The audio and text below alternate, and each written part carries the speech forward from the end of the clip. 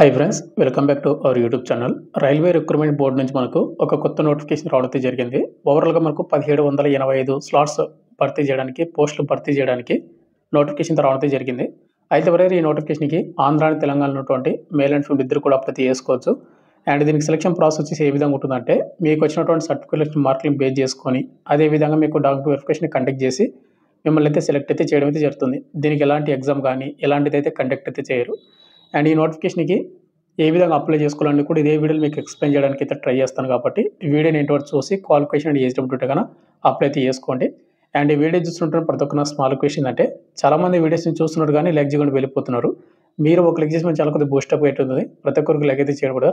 అదేవిధంగా మీకు ఇటువంటి జెన్యూన్ జాబ్ అప్డేట్స్ కూడా కావాలంటే కూడా మన ఛానల్ సబ్స్క్రైబ్ చేసుకొని పక్కన బెల్ అయితే యాక్టివేషన్ అయితే పెట్టుకోండి. ఇక నోటిఫికేషన్ డీటెయిల్స్ వెళ్ళిపోయినట్టే మనకు సౌత్ ఈస్టర్న్ రైల్వే నుంచి వచ్చినటువంటి అఫీషియల్ ఫుల్ నోటిఫికేషన్ వచ్చేసి ఇదేనమాట. ఈ నోటిఫికేషన్ కావాలంటే మనకు వెబ్సైట్లో ఉంటుంది. అదేవిధంగా మన టెలిగ్రామ్ గ్రూప్లో కూడా పోస్ట్ చేసి అక్కడ పిన్ చేసి పెట్టాను. మీరు అక్కడ నుంచి కూడా డౌన్లోడ్ అయితే చేసుకోవచ్చున్నట్టు. మీరు ముందుగా ఇంపార్టెంట్ డేట్ చూసుకున్న మనకు నవంబర్ 18, 2025 మనకు ఈ రోజు నుంచి మీకు ఆన్లైన్ అప్లికేషన్ మీకు స్టార్ట్ అయిపోయింది అనమాట. అండ్ లింక్ కూడా డిస్క్రిప్షన్ మీకు ప్రొవైడ్ చేశాను. ఆ లింక్ క్లిక్ చేసుకుని అప్లై చేసుకోండి. అండ్ వీడియోని ఇంటివరకు చూసారంటే ఏ విధంగా అప్లై చేసుకోవాలని కూడా ఇదే వీడియో చెప్తాను. అప్లై లాస్ట్ డేట్ మనకు డిసెంబర్ 17, 2025 నెక్స్ట్ మంత్ 17వ తేదీ వరకు అప్లై చేసుకోవడానికి టైం అయితే ఉందన్నమాట. ఇక నెక్స్ట్ ఈ నోటిఫికేషన్కి అప్లై చేసుకోవడానికి ఎలిజిబిలిటీ క్రైటీరియాలోన ముందుగా ఏజ్ లిమిట్ చూసుకుంటే జనవరి 1, 2026 మనకు నెక్స్ట్ ఇయర్ జనవరి 1వ తేదీకి మన ఏజ్ అయితే కౌంట్ అయితే చేస్తున్నారు. మినిమం ఏజ్ లిమిట్ 15 సంవత్సరాలు అయితే ఉండాలి. మ్యాక్సిమం 24 ఇయర్స్ ఉన్నటువంటి యువర్ ఈడబ్ల్యూఎస్ అప్లై చేసుకోవచ్చు. ఇక ఎస్సీ ఎస్టీ వాళ్ళకు 5 ఇయర్స్ వస్తుంది కాబట్టి 29 వరకు అప్లై చేసుకోవచ్చు. ఓబీసీ క్యాండిడేట్ వాళ్ళకు 3 ఇయర్స్ వస్తుంది కాబట్టి 27 వరకు అప్లై చేసుకోవచ్చు అనమాట. అదేవిధంగా ఫిజికల్ హ్యాండిక్యాప్ వాళ్ళకు 10 ఇయర్స్ వస్తుంది. వాళ్ళు 34 ఇయర్స్ వరకు అప్లై చేసుకోవచ్చు. అయితే ఇక్కడ మీకు ఏజ్ లిమిట్ అనేది మీకు మీ 10th క్లాస్ మార్క్స్ మెమోలో మీ డేట్ ఆఫ్ బర్త్ ఏ విధంగా ఉందో ఆ డేట్ ఆఫ్ బర్త్ మాత్రమే వాళ్ళైతే కౌంట్ అయితే చేస్తారు. కాబట్టి ఒకవేళ మీరు ఆధార్ కార్డులో ఏమైనా మిస్ మ్యాచ్ ఉంటే 10th మెమోలో ఆధార్ కార్డులో మీరు ఆధార్ కార్డ్ అయితే అప్డేట్ అయితే చేసుకోండి. ఇక నెక్స్ట్ మనకు ఎడ్యుకేషన్ క్వాలిఫికేషన్ చూసుకోండి. బ్రదర్ ఇక్కడ మనకు 10+ ఎగ్జామినేషన్ సిస్టమ్ ద్వారా మనకు సెలెక్ట్ అయితే చేయడం అయితే జరుగుతుంది. అండ్ క్వాలిఫికేషన్ అయితే వాళ్ళు మెన్షన్ చేశారు. మినిమం ఎడ్యుకేషన్ క్వాలిఫికేషన్ వరకు మెట్రికులేషన్ అయితే కంపల్సరీ అయితే ఉండాలి. మెట్రికులేషన్ అంటే 10th క్లాసు. 10th క్లాస్లో మీకు కంపల్సరిగా 50% మీకు అబవ్ మార్కులు వస్తే గాను మీరు దీనికి అప్లై చేసుకోవచ్చు. అండ్ అదేవిధంగా మీకు 10th క్లాస్తో పాటు మనకు ఐటీఐ సర్టిఫికేట్ కూడా ఉండాలి. ఐటీఐ కూడా పాస్ అయి ఉండాలి. ఐటీఐ వచ్చేసి మీరు ఏ ట్రేడ్కి ఉండాలి ఏంటి అనేది మనకు కొన్ని ట్రేడ్స్ అయితే వాళ్ళే మెన్షన్ చేశారు పోస్ట్ వైజ్గా. ఆ ట్రేడ్లోనే ఏదో ఒక విభాగంలో ఏదో ఒక ట్రేడ్లో మీకు ఐటీఐ చేసింటే అప్లై చేసుకోవచ్చు అనమాట. మీరు అప్లై చేసేటప్పుడు మనకు కంపల్సరీగా మెడికల్ ఫిట్నెస్ సర్టిఫికేట్ కూడా మనం అప్లోడ్ చేయాల్సి ఉంటుంది. అది ఇదే నోటిఫికేషన్ మనకు అనెక్సర్ 2 అయితే ఉంటుంది. అది మీకు ఏ విధంగా ఫిల్అప్ చేయాలి, ఎవరికైనా సిగ్నేచర్ చేయాలి అది చెప్తాను. ఇక నెక్స్ట్ మనకు అప్లికేషన్ ఫీజు చూసుకుంటే ఎవరైతే SC ST PWD and women candidate వాళ్ళు ఉంటారు కదా వాళ్ళకి ఎలాంటి అప్లికేషన్ ఫీజు అయితే లేదు. ఇక రిమైనింగ్ క్యాండిడేట్ వాళ్ళు యూఆర్ ఈడబ్ల్యూఎస్ ఓబీసీ వాళ్ళు ఎవరుతున్నారో వాళ్ళు ₹100 పేమెంట్ అయితే చేయాల్సి ఉంటుంది. ఈ ₹100 పేమెంట్ కూడా మనకు అప్లై లాస్ట్ డేట్ డిసెంబర్ 17వ తేదీ లోపు ఆన్లైన్ ద్వారా మీరు పేమెంట్ అయితే చేసుకోవాల్సి ఉంటుంది. అండ్ ఇవి నాన్ రిఫండబుల్ కాబట్టి ఇంట్రెస్ట్ ఉన్న వాళ్ళు మాత్రమే దీనికి అప్లై చేసుకోండి, పేమెంట్ చేసుకొని. నెక్స్ట్ ఇక్కడ మనకు వేకెన్సీ డీటెయిల్స్ చూసుకోండి బ్రదర్. ఇక్కడ మనకు చాలా రకాలైనటువంటి పోస్టులు భర్తీ చేస్తున్నారు. అంటే ఈ నోటిఫికేషన్ మనకు ఓవరాల్గా 1785 పైగా మనకు పోస్టులు అయితే ఉన్నాయన్నమాట. అయితే ఇక్కడ మనకు జోన్ వైజ్గా అండ్ ఉన్నాయన్నమాట. ఇక్కడ చూసుకున్నట్లయితే ఖర్గాపూర్ వర్క్షాప్ అక్కడ వచ్చేసి మనకు ఓవరాల్గా 360 అయితే ఉన్నాయి. ఫిట్టర్ ఉన్నాయి, turner, electrician, welder, mechanic, machinist, painter and refrigeration and AC mechanic ఇట్లా అనమాట. మీరు ట్రేడ్ వైజ్గా ప్రతి క్యాస్ట్ వాళ్ళకు కూడా పోస్ట్ అయితే ఉన్నాయి. Your OBC SC ST and PW ఇంకోటి పీడబ్ల్యూ వాళ్ళకు ఉన్నాయి. ఎక్సర్సనల్ క్యాండిడేట్ వాళ్ళకు కూడా ఉన్నాయి. కాబట్టి ఇంట్రెస్ట్గానే చూసుకోండి. ఇక నెక్స్ట్ ఇక్కడ మనకు సిగ్నల్ అండ్ టెలికమ్యూనికేషన్ వర్క్షాప్కి వచ్చేసి ఇంకొకటి ట్రాక్ మిషన్కి వచ్చేసి ఇంకా వేరే వైజ్గా మనకు పోస్టులు మనకు అయితే భర్తీ చేస్తున్నాడు. క్యారేజ్ అండ్ వ్యాగన్ డిపార్ట్మెంట్ వచ్చేసి మనకు ఇట్లా మీరు చూసుకోవచ్చు. ఫిట్టర్ కానీ ఎలక్ట్రీషియన్ కానీ వెల్డర్ కానీ మెషినిస్ట్ కానీ ఏదో ఒక విభాగంలో మీకు ఐటీఐ సర్టిఫికేట్ ఉంటాయి. ఇక్కడ మనకు లైన్ మ్యాన్ కూడా మనకు భర్తీ చేస్తున్నారు. లైన్ మ్యాన్కి 10 పోస్టులు అయితే ఉన్నాయి. అది కూడా మీరు ఒకసారి చెక్ చేసుకోండి. మీకు ఏదో ఒక ట్రేడ్లో మీకు ఐటీ సర్టిఫికేట్ ఉంటుంది కదా మీరు దానికైతే అప్లై చేసుకోవచ్చు. దీనికి ఆంధ్ర అండ్ తెలంగాణ వాళ్ళు ప్రతి ఒక్కరు కూడా దీనికి అయితే అప్లై చేసుకోవచ్చు. మీకు నెక్స్ట్ మనకు సెలక్షన్ ప్రాసెస్ చూసుకుంటే మీకు ఆల్రెడీ ముందే చెప్పిన కదా దీనికి ఎలాంటి ఎగ్జామ్ అయితే ఏది కూడా కండక్ట్ అయితే చేయరు అని. మనకేంటంటే ఇక్కడ చూసుకుంటే selection will be on the basis of merit list prepared trade wise in respect of all the candidate who apply against the notification respective trades. The merit list in the each trade will be prepared percentage of marks obtained in matriculation with the minimum 50% marks ఇక్కడ ఏమని చెప్తామంటే matriculation with minimum 50% మీకు మార్కులు అయితే వచ్చి ఉండాలి. అంతకంటే ఎక్కువ వచ్చినటువంటి మార్కుల్ని మనకు ప్రిపేర్ అయితే చేస్తారంట మెరిట్ లిస్ట్ ద్వారా.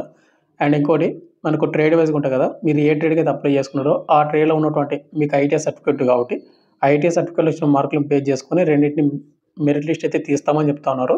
ఎలాంటి ఎగ్జామ్ అయితే కండక్ట్ అయితే చేయరు.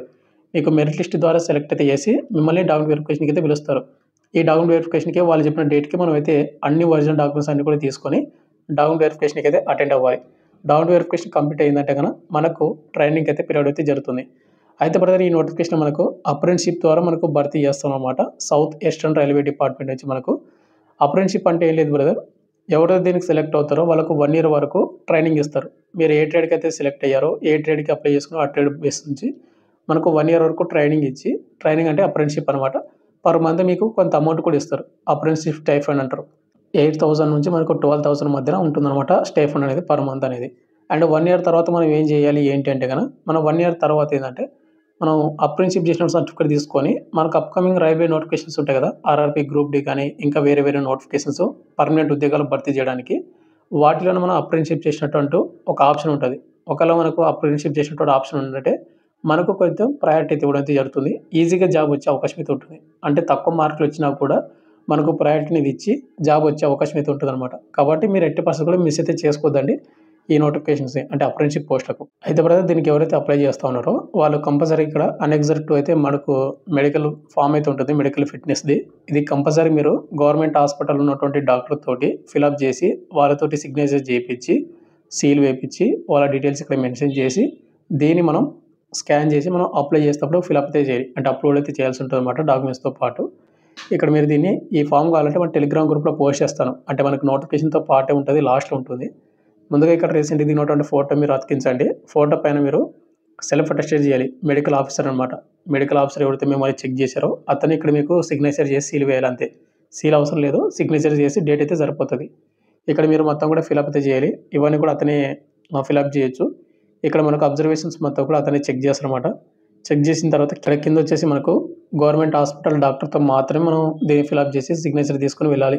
ఇక్కడ మీరు సిగ్నేచర్ ఎయ్యాలి మెడికల్ ఆఫీసరు. తర్వాత అతని నేమ్ రాయాలి. తర్వాత అతనికి రిజిస్ట్రేషన్ నంబర్ ఉంటుంది. అది డిజిగ్నేషన్ ఇవ్వాలి. తర్వాత మనకు name of central or state government hospital. Government hospital అది స్టేటా లేకుంటే సెంట్రల్ అనేది ఇక్కడ ఇవ్వాలి. తర్వాత అతనికి ఉన్నటువంటి seal medical officer signature and certificate ఇక్కడ ఇవ్వాల్సి ఉంటుంది. ఇవన్నీ కూడా ఇచ్చిన తర్వాత దీన్ని ఫిలప్ చేసి మనము అప్లోడ్ అయితే చేయాల్సి ఉంటుంది. ఇది వెరీ వెరీ ఇంపార్టెంట్ అనమాట అప్లై చేసేటప్పుడు. ఇక నెక్స్ట్ మనకు హౌ టు అప్లై విషయానికి వస్తే గన అప్లై చేయాల్సిన వెబ్సైట్ లింక్ వచ్చేసి ఇదే అనమాట. ఈ వెబ్సైట్ లింక్ కింద డిస్క్రిప్షన్‌లో మీకు ప్రొవైడ్ చేస్తాను.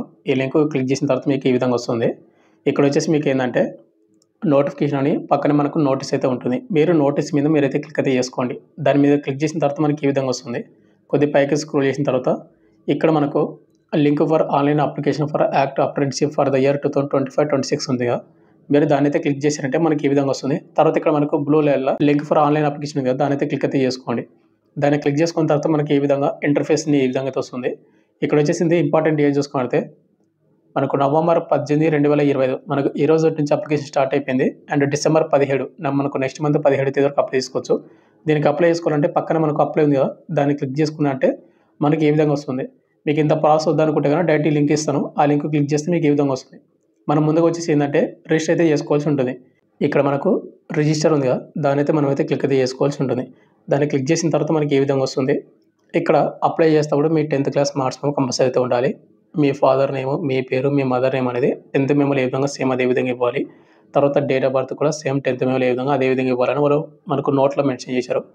ఫస్ట్ వచ్చి మన నేమ్ అయితే ఇవ్వాలి. ఫస్ట్ నేము, మిడిల్ నేము, సర్ నేమ్ అని. తర్వాత father name, mother name, date of birth ఇవన్నీ కూడా మనకు 10th మెమోలో ఏ విధంగా సేమ్ విధంగా. నెక్స్ట్ ఇక్కడ మనకు జెండర్ మీరు మేలా, ఫీమేలా సెలెక్ట్ చేసుకోండి. తర్వాత నేషనాలిటీ మీరు ఇండియన్ అయితే పెట్టండి.